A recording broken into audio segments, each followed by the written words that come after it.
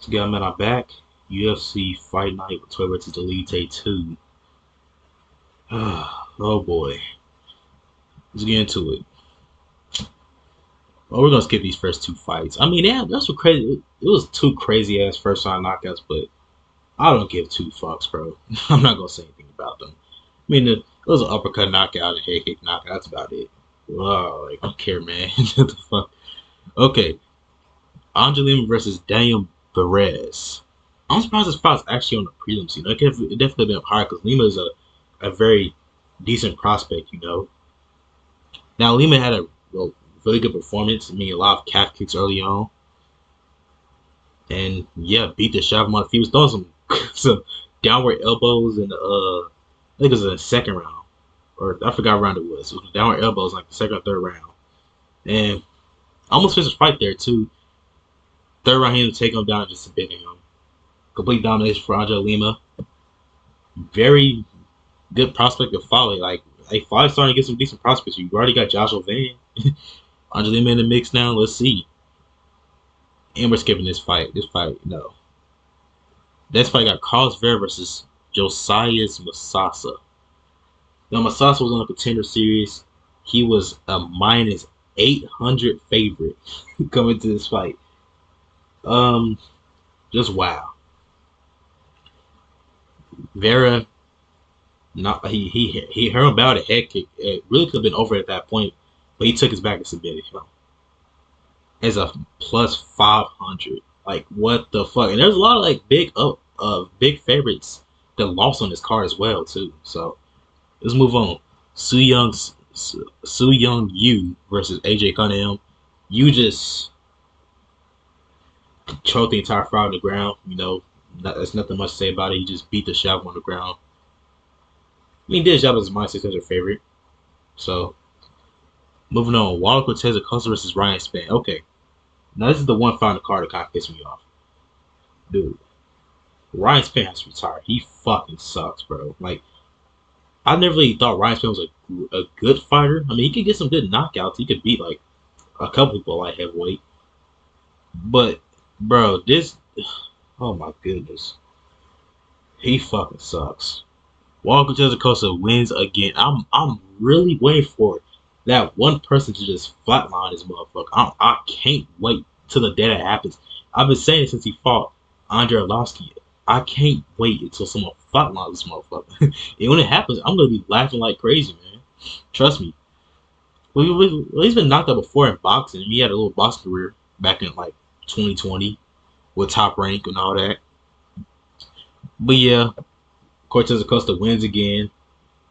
But it's only a matter of time. Like, let's say if he fights Derek Lewis. I'm not even like I don't even want him to fight Derek Lewis next, bro, because I don't really have hope in Derek Lewis to even do much at this point, you know?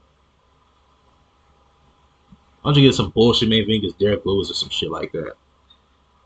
Next we got Kevin Vallejo versus Sung Woo Choi. And Choi, he's getting caught in this fight. I mean, Kevin's winner knocked him out pretty easily. Nothing much.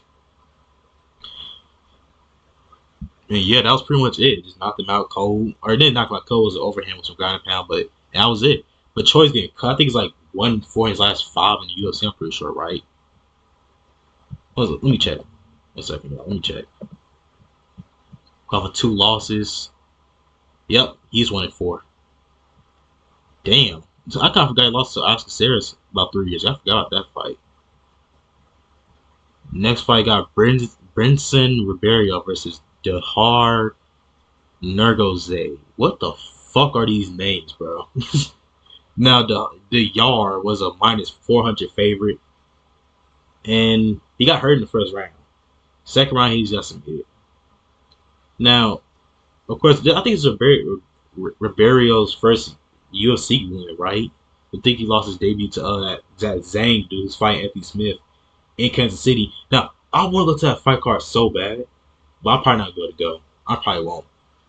I mean, I'd definitely like to have like a whole vlog where I'm going to the fight card. I would love to do that, but I'm also not going to that fight card. I'd love to go there, but it's most likely not happening. Now, moving on, we got Damon Blackshear versus Cody Gibson. Damon minus 485. Now, Cody Gibson, he started off really good going his usual pace going forward. putting the pressure on people, And DeMonzo Word Storm and Anderson Mill in the second round. So take over. He just took him down and took over after that. And it's good to see him. This is like his second win in a row, right? It's good to see him and come on a win streak now. And yeah, moving on. Next fight we got Alexander Hernandez versus Kurt Holloway. Fun fight. It was a pretty fun fight. Had a crazy ass pace for sure. I'm honestly surprised that Hernandez was able to keep that pace, because we see him. Well, to be fair, this was at featherweight, but we saw him fight at a crazy pace before and get gassed out and lose. But he was able to fight his crazy pace for 3 rounds, and yeah, he won. He kind of did like a little bit tired at some point of the fight, but he was able to weather the storm and ultimately get the win. Next fight got Chidi and Njokuani versus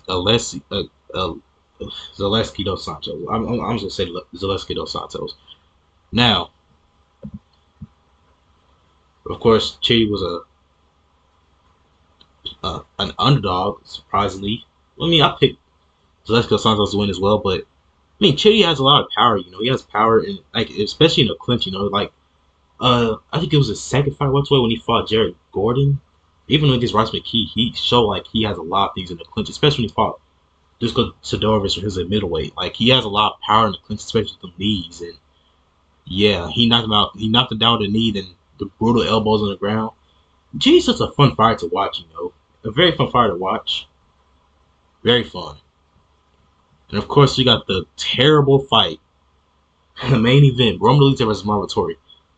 Oh my goodness, bro. Like, I swear, it's like the UFC makes it hard for me to be a fan of this sport. I swear it's like they make it hard to be a fan of what they're doing now because, bro, these motherfuckers are not deserving main event, bro. And I'm getting tired. Like, I made a video last year around the same time in March last year. That I'm getting so tired of the Apex main events because they're so trash. You know what I mean? And this has proved it. Like, bro, I just sat here for 25 minutes watching 2 people just do bullshit in the octagon, bro.